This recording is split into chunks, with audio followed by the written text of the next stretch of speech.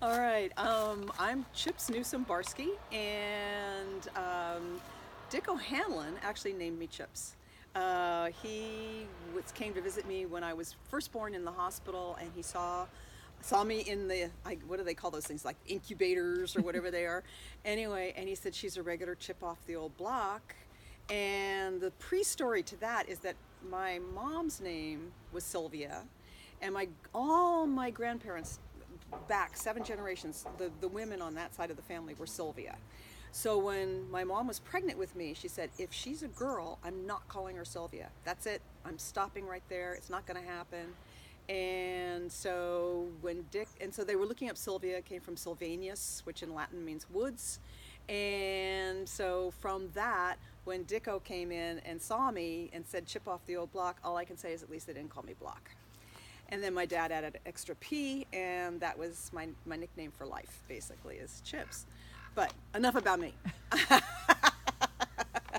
So I grew up right down the street from the O'Hanlon Center, and back then it was their house and their galleries. And if I remember correctly, Dicko had like a big crucible or something.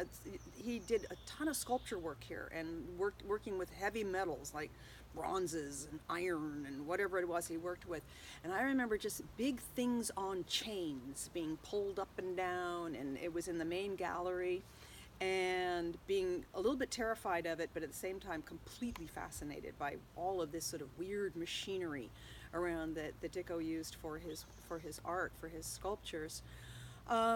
My parents were like best friends with them, and it was my Dicko actually told my dad, "Why don't you marry Sylvia? She's got a heart of gold," and that made my dad look at my mom a second time. And they'd been dating off and on for a while, and my dad actually was a confirmed bachelor, so he wasn't ready to get married until Dicko said, take a look at Sylvia again, and he did. And they have a friend, Binks, if I remember correctly, who's a jeweler, and he made the ring for their wedding. And they went to Cronkite Beach and picked up the carnelians and the little green jade pieces and made a little wedding ring, and that was their wedding ring. And so it was this bohemian community of beatniks. It was pre-hippie, and they were smart intellectuals, artistic, creative, cutting edge. I mean, these were people right at the edge of the wave, pushing something forward that I'm sure they didn't even quite know where it was all going with this modern art, that they were doing back then, and very controversial. And this sort of intellectual, the music, the jazz and the mixture. I remember hearing jazz 1 minute and classical the next minute, and nothing much in between. It was either full on classical, full on jazz. And the record players were going, and they would be painting and the records would be playing, and you'd smell the coffee in the background, and you'd smell the oil paints of people's easels and palettes, as they were painting, and just soft murmurings. And of course they were smoking cigarettes and the whole 9 yards. Back then it was fully accepted. And my recollection during that time was a sense of freedom, a sense of being with a group of people, of being in community, that were creative and exciting and fun. I remember them all having fun. I remember major parties at our house, at my dad and mom's house. My dad, by the way, was Samuel Newsom, who designed a lot of the gardens around here in the Bay Area, as well as in Colorado and back east.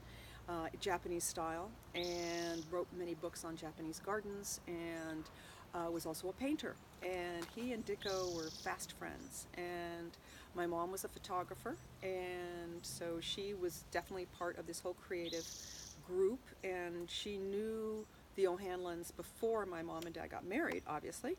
And she came out here at one point and helped build what they called the Chateau. It was kind of like Dick O'Hanlon, and they called him Dicko, and I've always called him Dicko. So the Chateau was one of the buildings on this property, and I don't know quite which one it is, but anyway, she helped build it. And so, yeah. So I just remember fun, lots of wine. But really good food, wonderful conversations, huge creative spirit, and a really original group of people that I grew up with that were kind of my family.